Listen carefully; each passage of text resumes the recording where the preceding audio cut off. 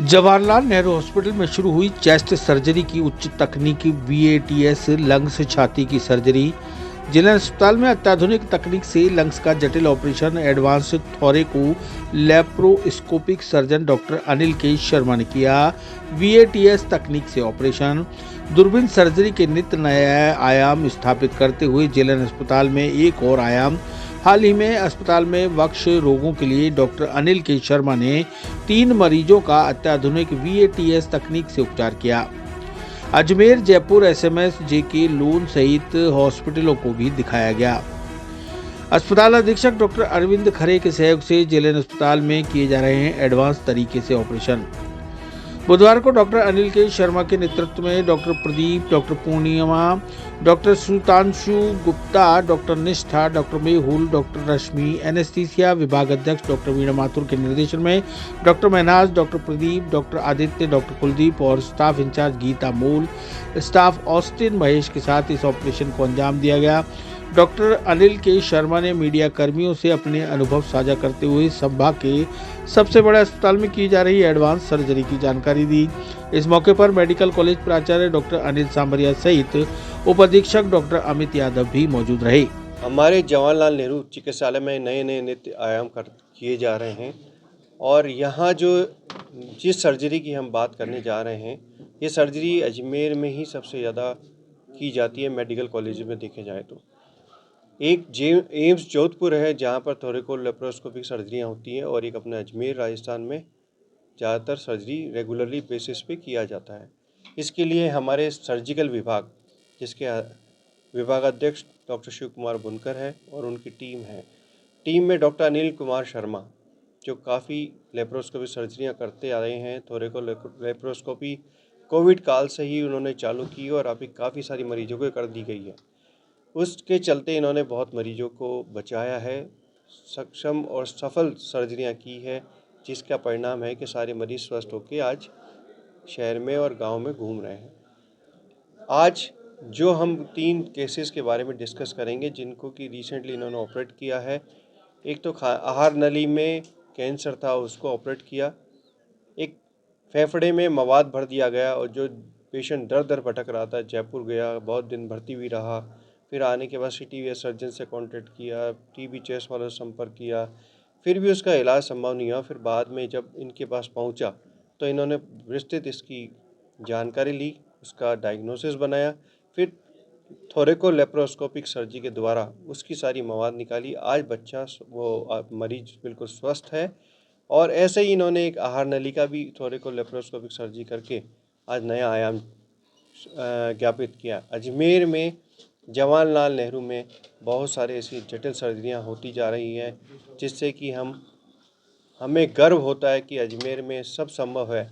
बस हमें जो सर्जन यहाँ पर है, एनेस्थीसिया की हमारी टीम है, डॉक्टर वीणा माथुर मैडम, वीणा पटौदी मैडम, डॉक्टर अनिल कुमार शर्मा, हमारे उप अधीक्षक डॉक्टर अमित यादव, अरविंद खरे जी, हमारे पूरे डिपार्टमेंट जितने भी हैं सब इस भरसक प्रयास में लगे हैं कैसे मरीजों का हित करें और उनको स्वस्थ करके घर पहुंचाएं। मैं डॉक्टर अनिल शर्मा जी से कहूँगा कि अपनी जो भी विस्तृत जानकारी है आपके समक्ष रखें। इसको धीरे धीरे आगे जटिल सर्जरी में इसको उपयोग में लेने की कोशिश कर रहे हैं। तो लेप्रोस्कोपिक सर्जरी के साथ साथ जब छाती में यूजुअली जो सारी बीमारियां होती है उसके लिए यूजुअली छाती में चीरा लगा के, रिब्स के बीच में चीरा लगा के उसके थ्रू उसका ऑपरेशन किया जाता था। हम छाती में कैंसर की नली का जो हमारे पेट से ही संबंधित होती है, तो उसको हम थोरेको लेप्रोस्कोपिक मानते हैं। और छाती की जो प्रॉपर सर्जरी होती है, जो चेस्ट सर्जरी है या थोरेसिक सर्जरी है, वो थोरेकोस्कोपिक सर्जरी में आती है। तो खाने की नली की सर्जरीज हम काफ़ी समय से कर रहे हैं। पहली बार हमने कोविड के जस्ट पहले हमने खाने की नली की कैंसर की सर्जरी करी थी। उसके बाद में कम से कम 20 से 30 सर्जरी खाने की नली की हम लोग कर चुके हैं। खाने की नली के साथ में अब रिसेंटली जो अभी आज जिन केसेस की बात हो रही है वो है चेस्ट सर्जरी के से रिलेटेड है, जिसमें आपके छाती में एक पेशेंट है जिसके छाती में मवाद पड़ गया था, बच्चा है जिसमें, और दूसरा पेशेंट है जिसमें TB का ट्रीटमेंट 2-3 बार लेने के बावजूद भी उनका TB का इलाज नहीं हो पाया और उसमें छाती में पानी जम गया और छाती में फेफड़ा उनका कोलेप्स कर गया था। जो पहला बच्चा है वो अब करीबन 15 दिन तक JK लोन हॉस्पिटल में एडमिट रहा था। JK लोन हॉस्पिटल में जब डायग्नोसिस हुआ कि उनके फेफड़े में मवाद है, तो उन्होंने उसको सर्जरी डिपार्टमेंट में भेजा। वहाँ पे छाती की जो चेस्ट सर्जरी है, CT सर्जरी है, CT सर्जरी ने उनको छोटा बच्चा है कह के वापस भेज दिया था। तो उन्होंने वहीं पे पीडियाट्रिक सर्जन को दिखाया पीडित सर्जन ने कहा कि छाती के मवाद को हम नहीं निकाल सकते हैं, इसलिए वापस वहाँ जाएँ। तो जब 2-3 बार पेशेंट काफ़ी बार घूमा तो वो काफ़ी परेशान हो गया। फिर ये मेरे अंकल है, उनके यहाँ वर्कर कभी रहा हुआ था, तो उनसे संपर्क किया उन्होंने मुझे फ़ोन किया कि एक बच्चा है, उसकी हेल्प करनी है। हमने कहा आप भेज दीजिए हमारे पास डिपार्टमेंट है अच्छा सारे, हम उसकी हेल्प करा देंगे। आए, इनको हमने बच्चे के डिपार्टमेंट में भर्ती करवाया, जहाँ पे वापस जब पूरा हमने जांच करी, उन्होंने बच्चों के जो डॉक्टर JP नारायण उनके अंडर में एडमिट हुआ था, रात को 12 बजे आया था। तो 12 बजे आने के बाद उन्होंने तुरंत उसको एडमिट कर लिया और उसकी जाँच करी। अगले दिन जब उनको देखा उन्होंने कि ये फेफड़े में मवाद है, उसकी वजह से फेफड़ा पूरा कोलैप्स कर चुका है और अब ये नॉर्मल दवाई से और सिंपल ट्यूब जो हम चेस्ट में डालते हैं उससे नहीं फूल सकता है। तो उन्होंने छाती की सर्जरी का जो सिटी डिपार्टमेंट है हमारे, उनसे संपर्क किया। उन्होंने कहा कि छाती चीर के हमें और उसमें सारी मवाद निकालनी पड़ेगी और फेफड़े के ऊपर जो मोटी परत जम गई है उसको हमें हटाना पड़ेगा। तो उसी के लिए वापस जब डॉक्टर JP नारायण ने मुझे बताया तो मैंने कहा काफ़ी बच्चा छोटा और छाती चीरना काफ़ी बड़ी चीज़ होती है, जिसकी बाद में रिकवरी काफ़ी मुश्किल हो जाती है। तो इसलिए हमने इनका हमारे यहाँ डिपार्टमेंट ट्रांसफ़र लेके और सर से इनसे उपकरण मांगे। इन्होंने हमें सारे आधुनिक उपकरण उपलब्ध कराए। मैडम से डिस्कस किया, मैडम ने कहा नहीं, बच्चे की सर्जरी जो है उसमें हम पूरा सही करेंगे। मैडम ने उन्होंने लोगों ने बच्चों का पूरा एवल्यूशन करके कि हाँ इसको एनेस्थीसिया दे सकते हैं, क्योंकि एक ही लंग के ऊपर सांस ले रहा है बच्चा, दूसरा लंग उनका बिल्कुल काम नहीं कर रहा है। उसके पश्चात मैडम ने टीम ने पूरा उसको जब एनेस्थीसिया के लिए यहाँ भर दी, तो हमने उसको छाती की दूरबीन सर्जरी के लिए, जिसमें हम की छाती में चीरा नहीं लगा के हम सिर्फ छेद करते हैं, वो छेद जो जिसमें पहले से ट्यूब डली हुई है मवाद निकालने के लिए, उसी ट्यूब के रास्ते से हम अपनी दूरबीन डालते हैं। उस दूरबीन डाल के छाती के अंदर जितनी भी सारे अंग है, जिसमें फेफड़ा है, प्लूरा है, थाइमस ग्रंथि होती है, हार्ट का पार्ट होता है, ये सारे हम देख सकते हैं। उसके ऊपर जो फेफड़े के ऊपर पूरी मवाद और उसकी परत जमी हुई थी, उसमें 2 छोटे और छेद करके उसमें हमारे इंस्ट्रूमेंट चले जाते हैं।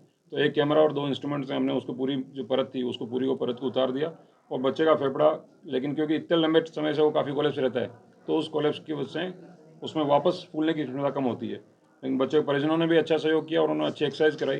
तो पहले और बाद में जो एक्सरसाइज होती है छाती की, वो काफ़ी सहयोग करती है। उसके बाद में फेफड़ा उनका मरीज़ का फूल गया और आज बच्चा अभी सामने आपके बैठा है, वो अभी आपको दिख जाएगा, पूरी तरह स्वस्थ है। दूसरा मरीज जो था उसमें TB का ट्रीटमेंट चल। चिरंजीवी भव भाग 1 7 चिरंजीवियों के रहस्य की वैज्ञानिक खोज करें। नरेश राघानी मधुकर की चिरंजीवी भव विज्ञान कथा और पौराणिक कथाओं का एक असाधारण मिश्रण है, जो आपको प्राचीन हिंदू पुराणों के माध्यम से एक रोमांचकारी यात्रा पर ले चलेगी। हिंदी और अंग्रेजी में उपलब्ध है। अपनी कॉपी आज ही बुक करें।